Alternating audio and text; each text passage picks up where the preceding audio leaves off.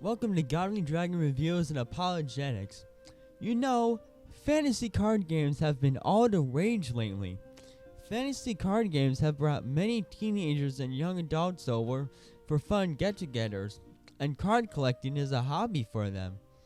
One of these games that I want to talk about is Magic the Gathering. Magic the Gathering is a trading card game created by Richard Garfield and is published by Wizards of the Coast. It was first published in 1993 and is the first trading card game to be produced, and it still thrives today, with new games, new decks, and new booster packs being added every year. In this game, two players duel each other as powerful wizards known as planeswalkers. Each player starts the game with 20 life points. This game involves collecting land in order to summon a wide variety of monsters and cast spells, and then using those monsters to attack your opponent. Bring your opponent's life points down to 0 and you win the game. There are some benefits to these card games. The benefit of playing Magic is that it helps teenagers and young adults interact with each other and make new friends. Playing Magic improves social skills and helps with critical thinking and strategy. It can also improve mathematical and reading skills. But with every card game, and especially fantasy card games, there are some negative aspects. Collecting cards can be a big investment over time. It could cause financial problems if you spend way too much money on cards. And as stated before, this game revolves around spellcasting and summoning monsters. Let's see what the Bible says about sorcery. Deuteronomy 18:10-12. There shall not be found among you any one that maketh his son or daughter to pass through the fire, or that useth divination, or an observer of times, or an enchanter, or a witch, or a charmer, or a consulter with familiar spirits, or a wizard, or a necromancer. For all that do these things are an abomination unto the Lord.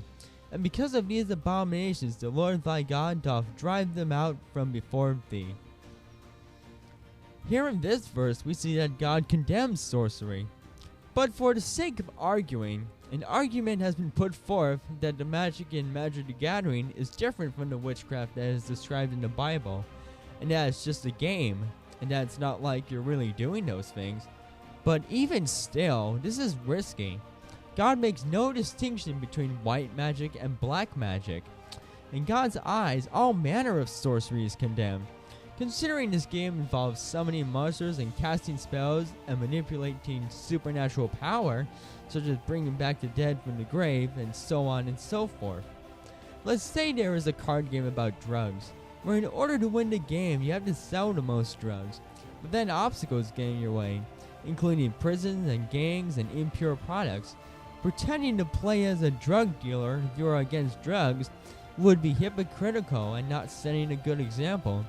So would pretending to play a sorcerer when the Bible condemns sorcery be any better? Playing this game as a Christian wouldn't be setting a good example. It is very dangerous. As Christians, we are to be not of this world. We cannot be a light in a darkened world if we blend in with the world instead of being separate from the world. We have to set a better example by following what the Bible says and sharing the gospel with other people. Everyone loves fantasy, and everyone loves to use their imagination and creativity. But imagination and creativity can be misused very easily. Playing Magic the Gathering is taking a risk since there is lots of ungodly and dangerous content. In conclusion, I don't recommend that a Christian play this game. Even with its positive aspects, its aspects of sorcery put this game in muddy waters. I'm not forcing you to not play the game. If you don't want to take my word for it and play it anyway, then that's okay. I won't look down on you for it. This decision that you make is between you and God. However, playing Magic the Gathering despite its ungodly content is a risky move. And since I want to be on the safe side and keep my fellow Christians safe, I do not recommend this game for Christians. My suggestion is to find some other way to make new friends, learn new things, and have fun, all while still honoring God with your thoughts and actions. We all want to make new friends and be entertained, but Magic the Gathering isn't the best way to do that. If you already play Magic the Gathering, I pray that you'll think about what I've said in this video and consider choosing a safer and healthier form of entertainment. Anyways, that's my review. May God bless your day and keep you safe and sound.